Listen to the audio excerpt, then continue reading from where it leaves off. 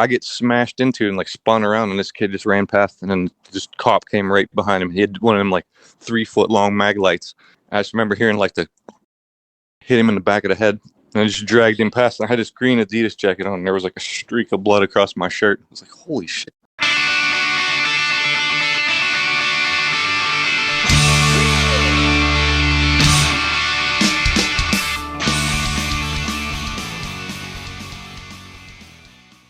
Welcome, everyone, to This Was The Scene, the podcast that takes a look back at the late 90s, early 2000 punk scene. I am your host, Mike Doyle. Before we start, if you want to go check out Ace Enders from I Can Make a Mess Like Nobody's Business and early November, playing a show with Chris Barker. They're not playing the set together, playing separately. Chris Barker's going to open. He was in Lanemeyer and Day at the Fair. He's one of my good friends since I was like 14 years old. Should be a great show. It is at Twin Elephant Brewing Company in Chatham, New Jersey on 13 Watchung Avenue. Doors are at 7, and I don't have any idea what it costs. You can check out more information if you go to Ace Enders Instagram, Day at the Fair's Instagram, the Lanemeyer Instagram, the Twin Elephant Instagram, and from there you can click a link also if you want to buy tickets. But again, they're in the show notes, or it's in the show notes if you want to go buy it and go support it and have a good time. Chooch were a 5-piece power punk group from Pittsburgh. Their debut EP was recorded in '97, and the group disbanded a couple years later with a brief reunion in 2002.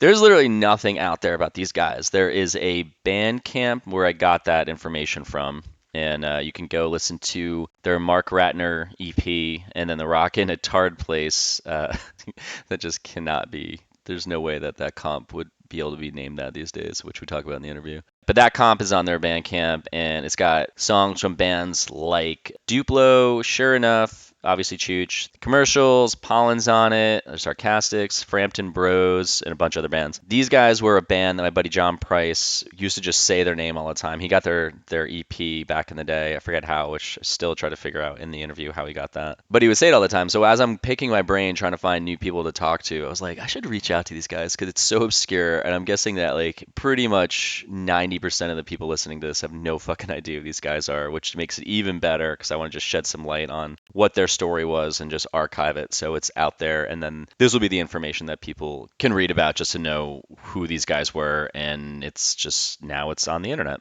So we got their drummer Dave on the Zoom, and this is what we chat about. Alice Cooper, having 2 bass players, the Electric Banana, Pollen, the Rockin' at Tard Place compilation, My Pal Trigger, the Kevin Second Show, Ryan Green, cleaning up the album that they still haven't put out yet, and a ton more.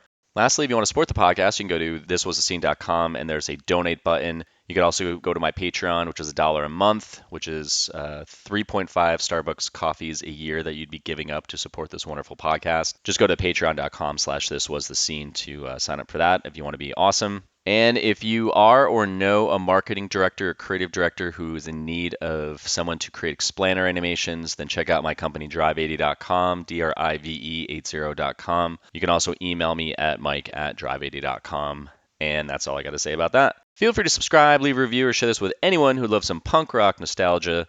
With that said, let's get started. I had to laugh the other day. I saw your reel on Instagram where you're saying about like how many and all that kind of stuff you have to edit out. I used to edit the Alice Cooper radio show, and he would go, and then he'd fuck up the name and then smack his lips. He had like a sinus issue. So like it would be, I call it the trifecta because like I could just see the wavelength on the screen and like I'd know exactly what it was. Dude, from doing this I've been doing this now for 7.5 years. I can see the ums and the ands and all that stuff. Oh yeah, totally. Like when I would be doing the Alice show, I could see the like I just knew what the wavelength looked like because my friend was like, "How do you just cut that out?" Like I already know what it is.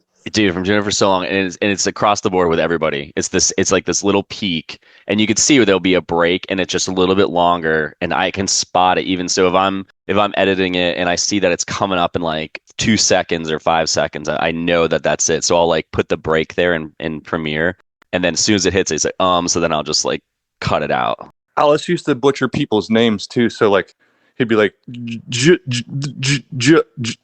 Joe. So I'd have to like cut that up and make him sound legible. My friend's been helping me prep for this all week, and it's like, because he was like, "What's your like goals?" And I was like, "Well, after I watched his thing, not to say and sound like a hockey player, I'm trying not to swear like a whole lot, and I don't want to shit on anyone or bring any kind of negativity or like just reflect on the good nostalgia.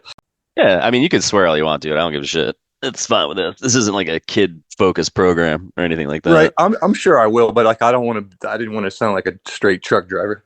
I was trying to think because there's literally nothing out there. There's a Discogs, but I'm not 100% sure it's you guys. It's us. Okay, Obscure Records and Cicero Music. I'm not sure there's a Discog for we had that compilation, the Rock and a Tard Place one, and then there's one for the Mark Ratner thing, and then like I was doing the same thing like when we were trying to work on that on the album. It was like I was searching for anything I could find just for kind of like promotional stuff, and it was like slim pickings. Which is why I even love this even more because this will be an archive. The majority of all this stuff is archive. Like, there's definitely been bands that I talked to, people that people know, and then there's other people that I've talked to where they're like, I don't know, man. We've only been around for 2 years. I'm like, that's why I want it, because there's something from back then. There's these little tiny like things that I remember where it'll be like a band on a compilation, and like that was like the Whitecaps because they were on this Fearless Flush sampler. And for some reason, I remember this. But you guys, the reason this is happening is because my buddy John Price, he found some tape that you guys had in, I think I'm totally probably butchering this, but I believe he either got it at a show or there was a box in Flipside Records that had like free band demos or something. And so one of those, so he'd always say like Chooch all the time. And I remember back in the day, we listened to the song, we're like, wow, we really like this. And then there was just nothing about you guys then. So that's why to me, I was like really pushing for it because I was looking at the email chain and I reached out to you last December 20th of last year. I tried to get Kurt to come on because he remembers a lot of Joel remembers like everything, but he's just like, dude, I'm so introverted because like you can't be on a call with me and the guy. Like, it's like, all right, I don't want to push him and stuff. Like, I love that guy, but we disagree on a lot of stuff. Are you still so say all the members in the band just for people listening? Oh, sure. It was me, Roby Rollison, my former best friend. He's the guitar player. Kurt Bondy, Joel Bondy. Kurt plays guitar. Joel's, I'd say, our rhythm bass player and our vocalist. And then Mike would be our lead bass player. So there was 5 of you. Yeah, we had 2 bass players, 2 guitar players, and myself. You had 2 bass players? Yeah. I've never seen that. I mean, have I? No. I don't think I've ever seen that before. I've seen 2 drummers. Who's that band? Fuck. Manchester Orchestra. They did that. I was in God's Green Apples with Mike and Roby and another guy. And then Kurt and Joel had a band. Me, Kurt, and Joel had a band originally in '93. It's called Smarshmallow Day Parade. And then we broke up. And I went to God's Green Apples. Kurt came over to God's Green Apples for a minute. And then he quit. And him and Joel started a band called Homebound. Homebound? It was called Homebound. They had a 7-inch on over-the-counter records out of Oregon, and then a demo tape called Almost. We used to play a ton of shows because I went to school with all these guys, so like, I've known them since 6th grade and stuff. You guys grew up in Pennsylvania, right? Yes. What town did you guys come from?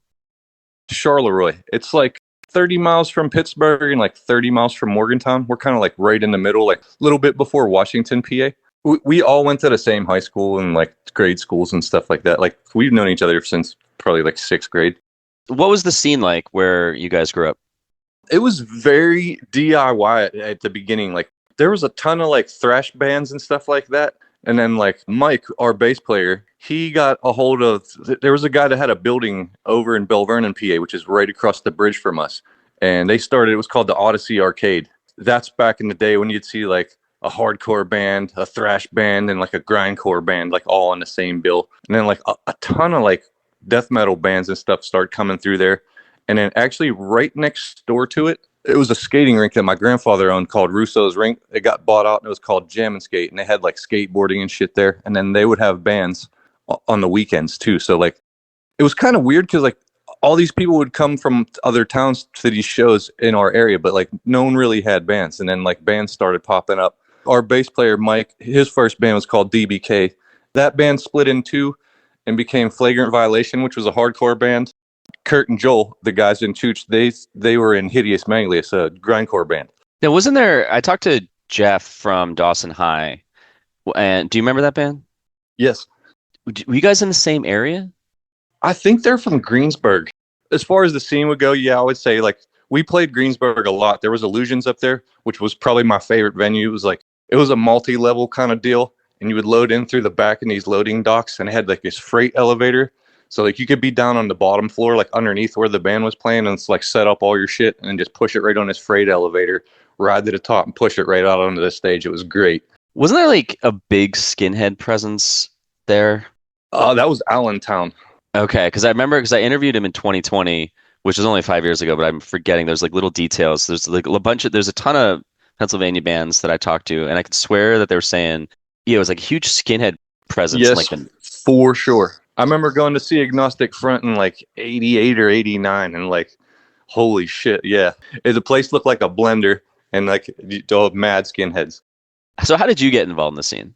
Um, Actually, a guy I went to school with, he's a couple years older than me. I'm a drummer. Well, I was in like the marching band and all that kind of stuff. Though the one guy I was really good friends with from school, Jason Kersey, he's a really good drummer. He still plays to this day. He was in a thrash band called Insanity. My neighbor on my road, he was the bass player. So like, I knew all those guys, and like I would just go to their practices and stuff because like I was like 13 and was just like blown away at all this stuff. We were kind of like their roadies.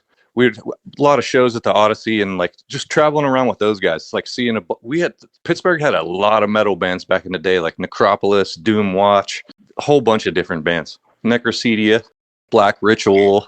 I was more into like the hardcore shit. Like I said, back in those days, it was so different.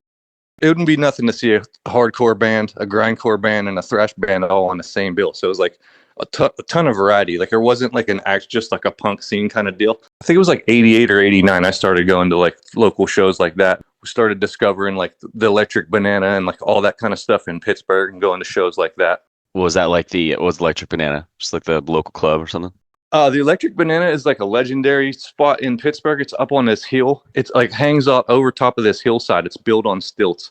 It actually in the NoFX the NoFX 10 years of fucking up, when they're in Pittsburgh and they're sitting outside that spot talking about they hope they make some money on tour, which I always laugh. That was the Banana. Because I was thinking like, there's no way you're going to make any money here. And then dude usually would pull his gun on you and tell you get your shit and get the hell out of there. What? Oh yeah. The person who ran the club? Yeah, Johnny Banana and his wife Marsha. Is that still around? It died in somewhere in the 2000s. I think it's like an Italian restaurant or something now. But I remember I saw Biohazard, Typo Negative, The Exploited there. I remember Biohazard, like they were all pogo and they were like, let's take this fucking place over the hill. And like you could feel the floor shaking. It was like, holy shit. And then they pulled the plug on The Exploited while they were playing Sex and Violence, and they still played it anyway with just drums and the whole crowd screaming it. And then total mayhem broke out. The cops came. There was like it was crazy. That was like probably the craziest show I've ever been to. Weston was playing the show in Boonton, New Jersey, and they had to kill the sound. So then Jim just was like yelling to the crowd, like they just started singing, like the whole crowd started singing, and it was like a couple hundred kids there, and that was pretty cool. But there was no mayhem involved, especially if it was a Weston show. Oh, this was mayhem, and this was like in the city, and we live like 30 miles away, so like everybody had to run for it from the cops, and like I don't even think any of us were old enough to drive then, so it was like that was an experience. It was like, holy shit, this is great. So how does Chooch form? Me and Roby and Mike were in a band called God's Green Apples. We had just finished recording 4 songs, and our guitar player was like, he told us he had done everything he ever wanted to do in life, and it was time to settle down and have a family, which was like, we were like, what?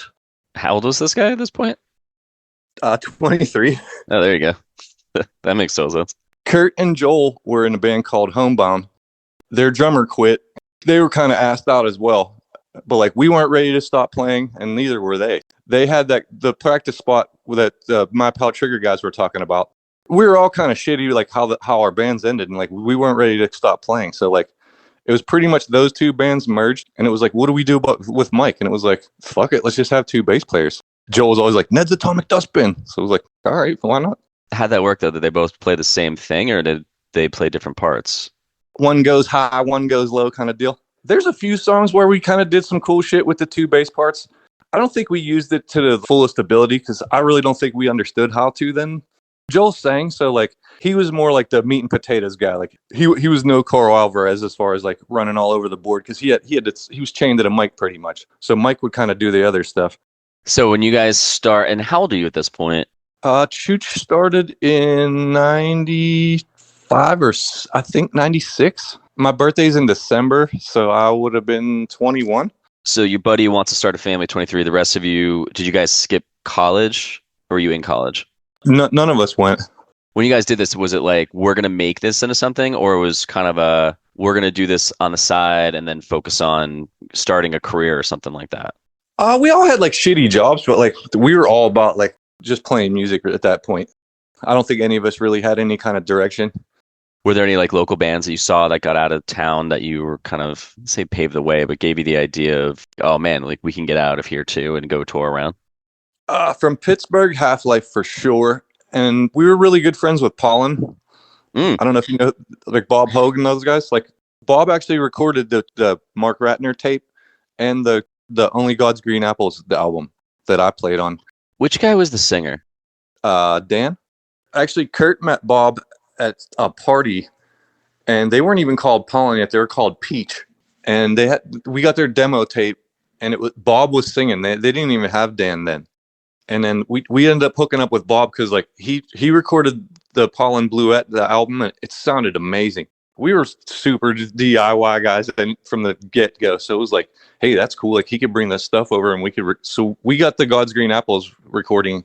He rented an 8-track from Pianos and Stuff Music, which I still go to this day. One of my good friends, Jason Sarah, owns it. They have an awesome rental section. So it was like rented mics and cables and compressors and like pretty much everything else we needed. We got in kind of tight with Bob. Bob also played drums in the Frampton Brothers at the time. So we started playing a bunch of shows with the Frampton Brothers and then a ton of shows with Pollen. They were probably a level above us, I would definitely say. They really made us step our game up. So when you guys start, was it easy to get on shows because you'd been in other bands, or what was that like? Chooch, as soon as we started, since like our other two bands were kind of like picking up some steam, as soon as like we started practicing, we had an offer. There's a compilation, Iron City Punk Volume 2 we're on. We had an offer to be on that, which I don't even know. Like I never did any of the booking or any of that kind of stuff, so I really couldn't tell you how that came about. But I remember early on, like we had an offer to be on that compilation. I don't even think we had 2 songs to give them at the time. So we knocked out the other song, and then we recorded with Darren Lazari. He's from Bell Vernon, PA, right across the river from us. He was in a metal band called Action with an X, like hair metal band. He was almost Ozzy Osbourne's guitar player, but Zakk Wylde beat him out at the end. Okay. Right. He loved Joel's voice. He said he sounded like Ozzy. And if you listen to the Iron City Punk compilation, we recorded those 2 songs with him, and like there's a lot of reverb on my snare, and Joel does kind of sound like Ozzy. That was the first thing we ever recorded, and then we got on that. And I was just asking those guys, like, what was our first show? Nobody remembers because it was like, dude, we're kind of seasoned vets by then from the other bands. I remember a show at the Next Decade with Creta Borgia, which was Jason Joder from Liquid Brick, Teddy Duchamp's Army. He was in Don Caballero for a while. Really talented dude from Pittsburgh. I remember playing a show with his band. That could have been the first one. I honestly couldn't tell you. That all blurs together. I love how in the email you're like, I don't really remember much from like back then, and you're just like spitting out all these names. I remember people in some places, but like I talked to Joel a lot, and my friend Tom, like shout out to Mr. Tom Jenkins, my friend Bolt.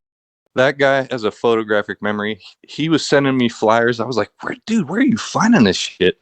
Because like you were saying, there's like nothing available. And then he sent me probably like 6 flyers. I couldn't find anything. Like he was just sending them rapid fire. I was like, what the hell? Yeah, because I mean, the thing I'm on right now, like I said, I'm on Bandcamp, and it's got the Rockin' It's Hard Place, which definitely wouldn't be, that title definitely wouldn't work these days. No. There's the demo, the 4-song that's on Pop Tart Records, and that says 97 though. I think we recorded it in 96 and it came out in 97. Because we had some problems with that. The songs that are on the Pop Tart compilation are just from that. And then there's the Iron City Punk one. We went and recorded with Darren. We did those 2 songs. The EP we recorded in Ambridge, Pennsylvania at a place called Audio Loft. Bob and Pollen already moved out to Arizona, and we flew Bob in, and he did that too. He was kind of in over his head a little bit. He really didn't know digital at the time. So like there was a couple issues with it because we had to go back like 3 different times to that studio, and it's like 2-hour drive. Like repaired just little dumb shit. It ended up costing us a fortune to fix these like 3 little problems. It turned into a nightmare. But I actually listened to it on the way home yesterday just because I haven't heard it in probably 20 years. I was like, man, this doesn't sound half bad at all. So you guys start the band, you start playing shows. Do you remember some really cool shows in the beginning that you guys played? That one with Creta Borgia was pretty good. Right before that band merged, God's Green Apples and Homebomb, we opened for Bouncing Souls and the Queers. I remember this kid got his head smashed in by this cop with a mag light. I could hear it over the band. Like I could hear the batteries hitting off the inside of it. Shit was crazy. Wait, what did he get hit with? A mag light. I guess he was drinking outside or something. Like I was just standing there and like I get smashed into and like spun around, and this kid just ran past, and then this cop came right behind him. He had one of them like 3-foot long mag lights. I just remember hearing like the hit him in the back of the head, and I just dragged him past. And I had this green Adidas jacket on, and there was like a streak of blood across my shirt. I was like, holy shit. It was like 2 seconds in, like after I walked in. Jesus Christ. Did you guys ever go on tour? No, we never made it that far. Like we played Carlisle, Pennsylvania a lot. We did a lot of traveling, but we never like went like on a straight tour. We were weekend warriors. Did you just mostly stick around Pennsylvania, or did you go outside of the state? We played New Jersey probably 3 or 4 times. A lot of shows up in Carlisle, PA, which is like a 4-hour drive. West Virginia, I think Ohio, like around the area. Like I saw that flyer for that West Orange, New Jersey show the other day. I have zero recollection of that. Which one's that? Is that the one you sent me? I think I sent you one of them. It was like West Orange. I think it was My Pal Trigger, Big Wig, and maybe Discount. I know we played with Discount a bunch of times. That might have been the one that my buddy got your tape at. So I have the Kevin Seconds one in the email. I can't find the other one you're talking about. That was an awesome show. I break Chooch down into the 1.0 and 2.0. 96 to like 98 would be the 1.0. I quit actually at that Kevin Seconds show. I was just over it. And then we started in 2001.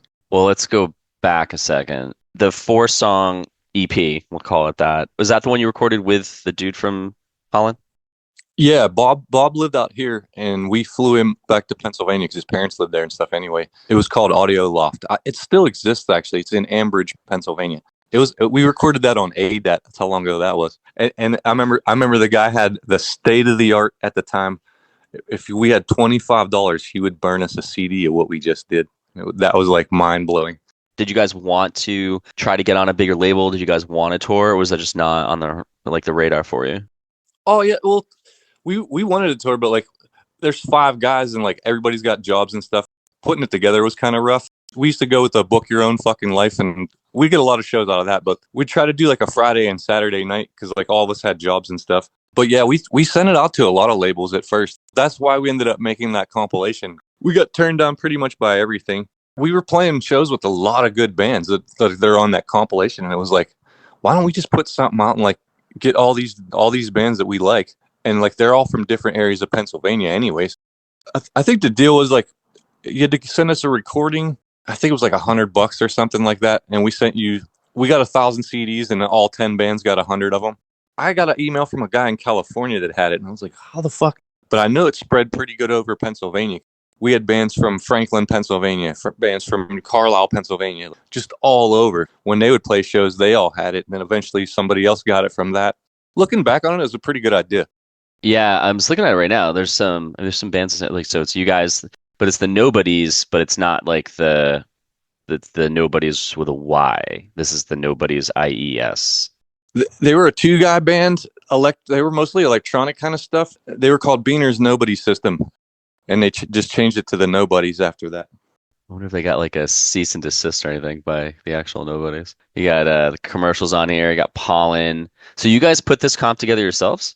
Yeah. So talk about that. Like, how did you guys find the bands to put on there? Mostly just from playing shows and like making friends along the way. And once you meet a band that like you think's awesome and like you guys get along and stuff, it's like, hey, you guys want to play this? We got this show coming up. Would you like to jump on this? And it kind of evolved like that. And then just from seeing the bands and stuff out on the road, is like just ask them like, hey man, would you guys think what about being on this compilation? And like everybody was cool with it. And I think we just had a requirement, like you just had to have a good recording as best as you could possibly get, send it in, and it's like a picture and all that kind of stuff. I really didn't have a lot to do with it, but I totally remember like them like bringing bands in, like, what do you think of this? What do you think of that? I think we probably got the idea from Fat Music for Fat People. Probably. Yeah, that's when Fat and Hopeless and all that were doing compilations, and like the smaller labels were like, we can do this shit too, man. Because I remember sending stuff out to like Doctor Strange and like just a whole bunch of different labels. No one ever really hit on it. Really, at that point, it wasn't going to stop us. So it was like, let's just do this. What were you guys like as a band internally? We were always pretty cool. There was always a little bit of tension here and there. I'd say 1.0, we were all for one for all, us against the world. We partied a lot though, so like we weren't the most serious guys. We definitely weren't the most astute music business guys. Who was like the manager of the band, or who like booked the shows and did all that stuff? Mike and maybe Joel to some extent, or Kurt. Mostly Mike. Me and Roby were like the wild fucking guys. Like we didn't get put in charge of shit. Like, what do you mean? Why were you just the partiers or what? Yeah, and we were going to raves and all kind of stuff. So like they didn't trust us with shit. Raves. Yeah, I'm looking at the 4 song here. It's got the dude from. I think there's 5 on it because I think we put Beaten Path was the first song we ever wrote, and we used that as like a bonus track on it. Actually, if you listen to that, you'll hear the reverb and all that shit. That's recorded by the Darren guy I told you about. So it's called Mark Ratner, and that was the dude in Fast Times at Ridgemont. Fast Time, yeah, that's it. Was that the character's name or was that the actor's name? That was his character name. Why'd you guys go with that? I honestly couldn't tell you, but I know like in between one of the songs we have the Mr. Hand thing. What are you people on dope? I think it stems from that. I don't even know who wanted to use that sample, but like I pretty much it all snowballed from there. I honestly think the cover there is a straight up camera picture of the TV with it paused like on a VCR. I love this shit, man. It's like this. I love how we did things back then. Like flyers, you would just cut out names, like you would draw it, cut out names, and put it on top of like a magazine or something. Oh yeah, but seeing all those flyers that I was sending you and stuff was like, it took me, but in the Wayback Machine. And I was just thinking about it. I'm like, man, I'm still kind of that guy because like, oh, my sink's leaking. I didn't call him a plumber. Like, I'll fix that shit. I'm still kind of that guy, like that ethos. Where did you send all these flyers to? Because I'm looking at the conversation we have, and there's the one. Did you send more? I think so, but like sometimes I'll be outside at work and like my phone jacks up and like, it'll just save it as a draft. Oh, here we go. No, it's got you sent it to my other email. So you got, the My Pal Trigger, One Foot Records. You got Umbilical Records. So that was Stein from the band Mohawk Barbie, and it's at West Orange American Legion. Oh my God. Yeah, that's the show. I couldn't tell you. Like I have zero recollection of that. You guys, wow. Yep. That was an awesome show. My Pal Trigger, June 2nd. I remember we played at Classic Rags. I really liked that spot where it was like we played up in like the balcony and like the crowd was in the down below. I think that's where we met My Pal Trigger. Yeah. So what was your connection with My Pal Trigger? Because you mentioned them a couple times. Did you guys become friends with them or just here and there? Like, yeah, those guys were awesome. I believe we played Classic Rags with them, and then we played that pool party somehow, which I have still to this day. I have no idea how we got on that. We played the Regal Beagle a whole bunch of times with the My Pal Trigger guys. And then one time I think they played the Regal Beagle and we just drove out to see them. And then they followed us back to our practice spot and like we just hung out there and shit before they drove back to Florida or wherever they were going next. Wait, there was an actual club called the Regal Beagle? Yeah. It was like a slaughterhouse barn kind of deal. And like the people that owned it, I guess, passed away or whatever and left it to their kid who was like a total vegan. And they turned it into like a venue. It was like a barn out in Carlisle, Pennsylvania. Wait, so you guys played that pool show that I talked to Dave and Jack about? Yeah. Get out of here. I didn't know you guys played. Cause I remember it was far as fuck. Me and Roby were at a rave until like 4 a.m. We left at 4 a.m. We drove back to Bentleyville, which was like an hour to our practice spot, loaded up all that shit. I drove the whole way there. I remember like me and Roby were kind of fucking torched from like partying all night. And I remember we crushed at that show. And like we all became cool with them guys after that. Kurt jumped in the pool. I remember he gave like a demo tape or something away. I think it was the guy that had the house or it was somebody's birthday or some shit. Did he jump in with his guitar? No, he was fully, like he took his guitar off, but he was fully clothed.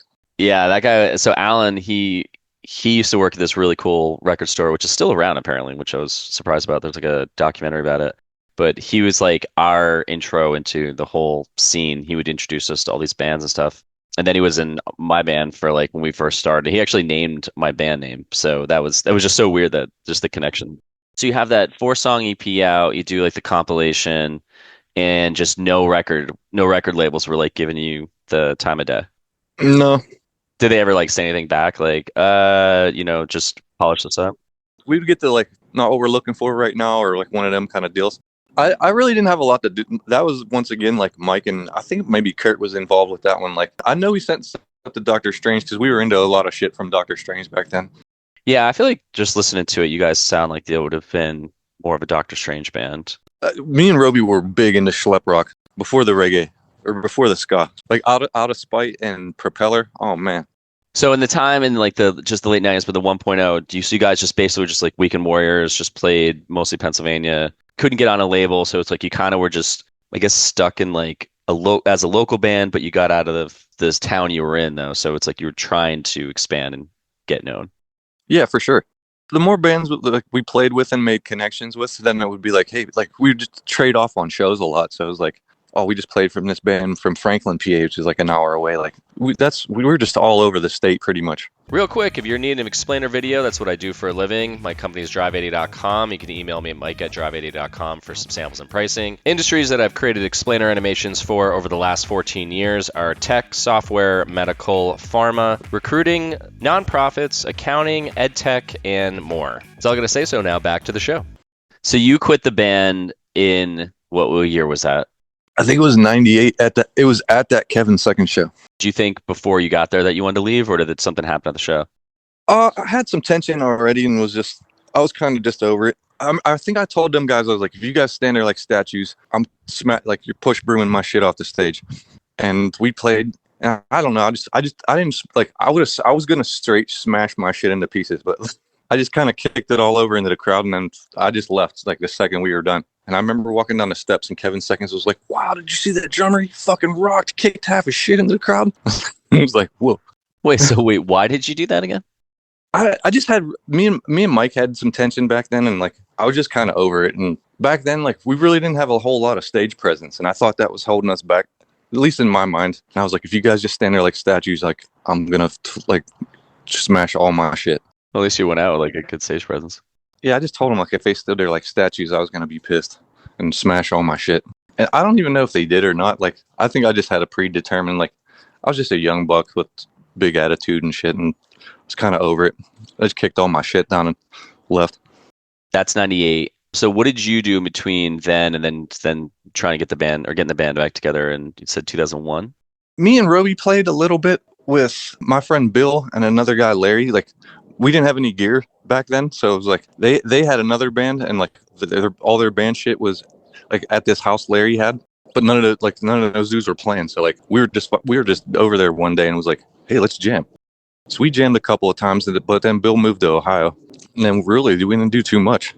I don't know how it happened. Somebody hit me and Roby up. Me and Roby were still friends the whole time. I can't remember if it was Mike or Joel or one of those guys. Like, we went over to Joel's house one day and they were just like, hey man, we want to play some music again. It was like, what do you think? And it was like, we didn't have anything to do, and we kind of had the itch anyway. So it was like, all right. We had zero equipment too. Like, well, those guys did, but like, I remember I went and bought one of them like practice pads that comes in like a can that's like silly putty, and I'd smeared that on Joel's table, and like I had a pair of drumsticks and that, and Roby had a little fucking belt clip Marshall with like them 9 volts. That was what we started back with. Wait, you played on silly putty? They have like this drum pad. It's called practice pad in a can, and it's kind of like silly putty, but it's like rubbery, so you can like smear it on a table and like make a drum pad out of it.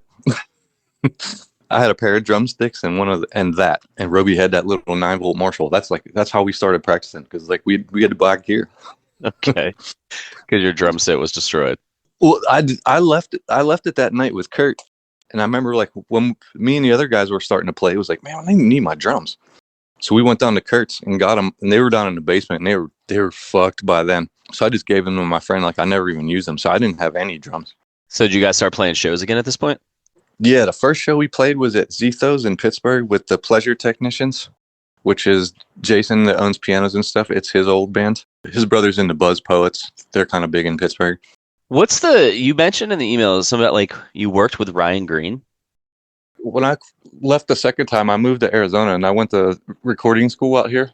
And my internship was it was called SJS Studios. Steve Smith, he's the vice president of programming for Clear Channel Radio, or he was at the time.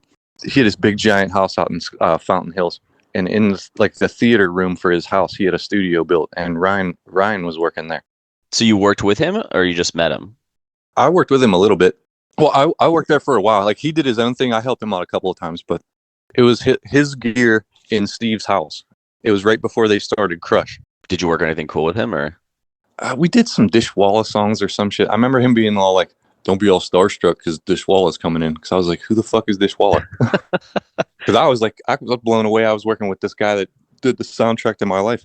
Yeah, Dishwalla. They had that one song, Blue. That's what he told me. He's like, the Counting Blue Cars song. I was like, I had no idea who he was talking about. That's like literally, I think that's the only song that's still touring on. That's when I used to do the Alice Cooper shows. Like, Ryan would be doing his own shit, and like it'd be like every once in a while I'd have to go do some stuff. But I remember Authority Zero was recording there the one time when I was there. Dishwalla came in and did like 3 songs off of some album. I remember like listening to that dude mix one of those Dishwalla songs from the jump. He had it playing super loud. I'm in the other room, and it was like, man, that guy can work some magic. What was the specifics of that? Just like the shit he did to the vocals. Like, I remember what he started with.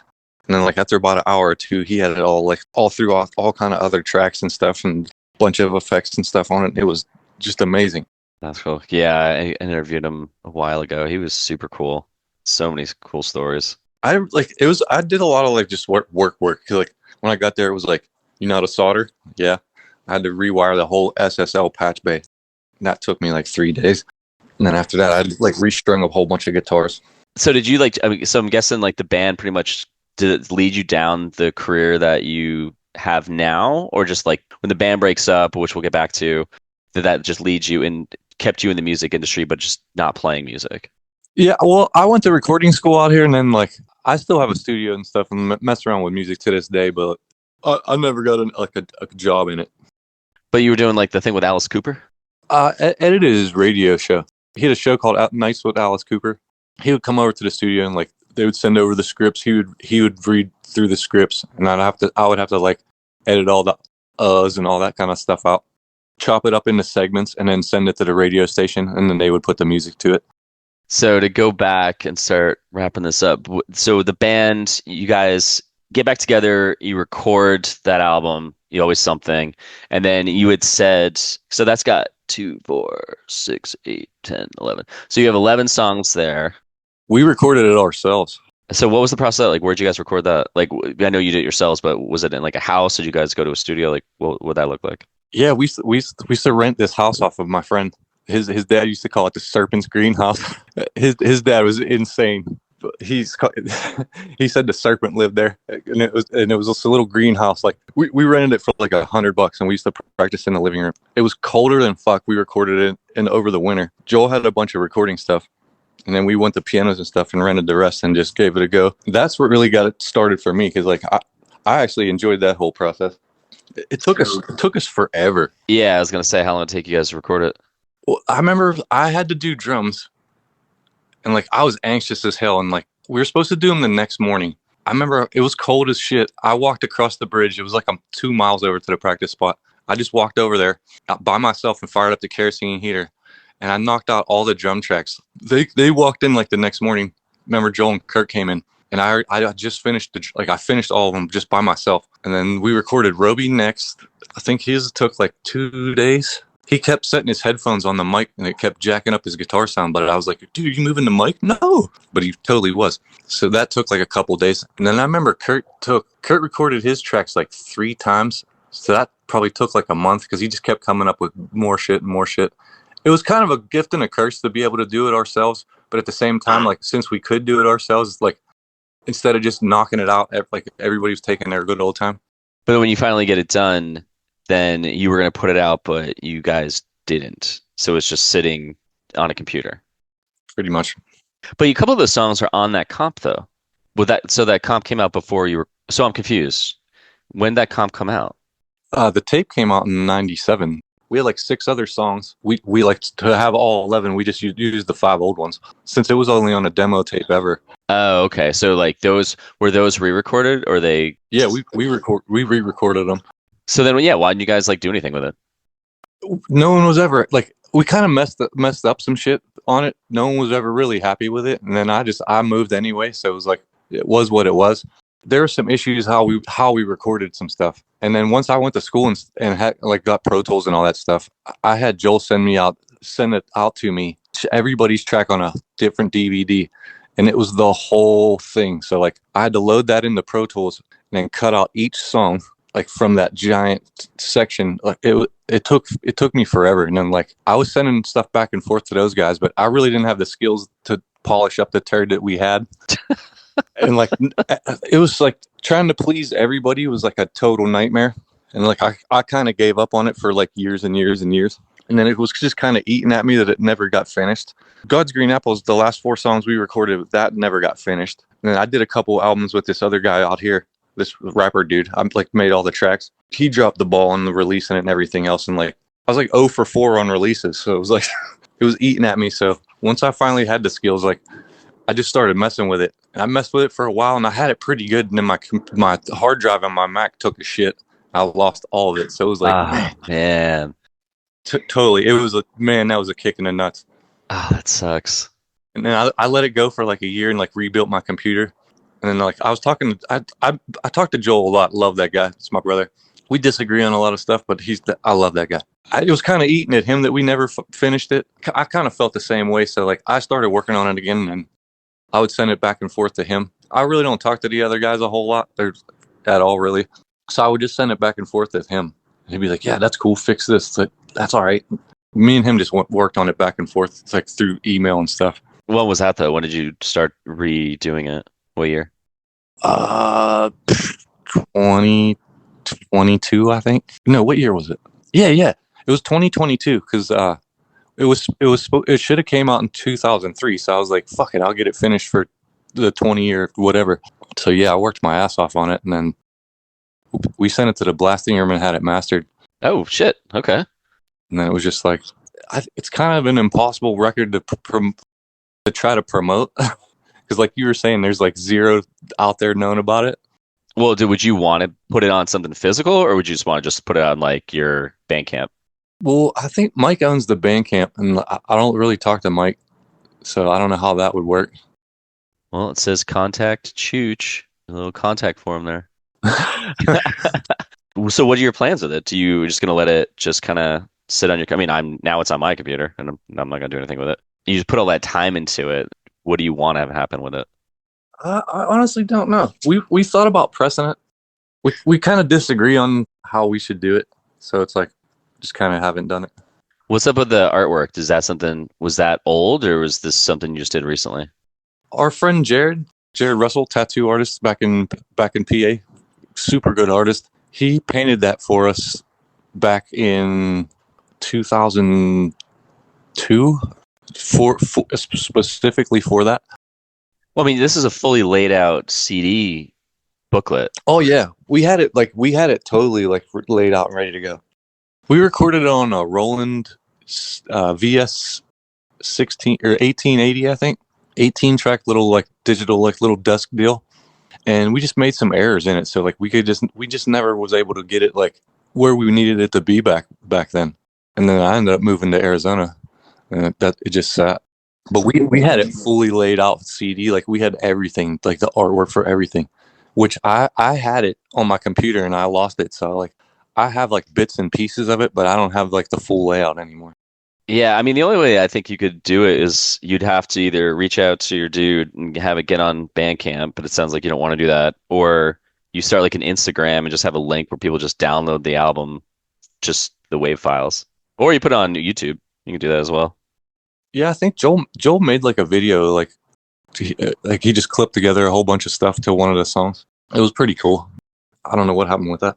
So it doesn't sound like it's like really, it's like you kind of have it and you do this work, but it's not keeping you up at night to not get it out. You're like, oh, keep forgetting to maybe do something with this. I kind of had some plans for it, but it all kind of got stifled. So it was like, at some point I was just like, whatever. Why don't you just do it by yourself? Because I don't want to like, if that's against anyone's wishes, like I don't want to step on no toes. I don't think. I mean, if it's just gonna sit, I don't know. There's like stuff with my old band that I have the Instagram and I just post shit, and it's all about the band and things like that. But it's, I don't like Totally. I don't reach out to them and say, hey, can I post this? I just fucking put it up there because I'm like, it's not gonna be anything bad where it's gonna ruin their careers. Well, cool, man. Before I ask the last question, is there anything you want to promote? It could be about you, it could be about a friend or a cause, it could be about all of them. No, I got nothing at the moment. Me and my friend Bill are working on some songs, so hopefully that soon. Okay. All right, man. So last question, what scene ethics do you hold on to this day? The DIY everything, Is that how you still live right now? pretty much.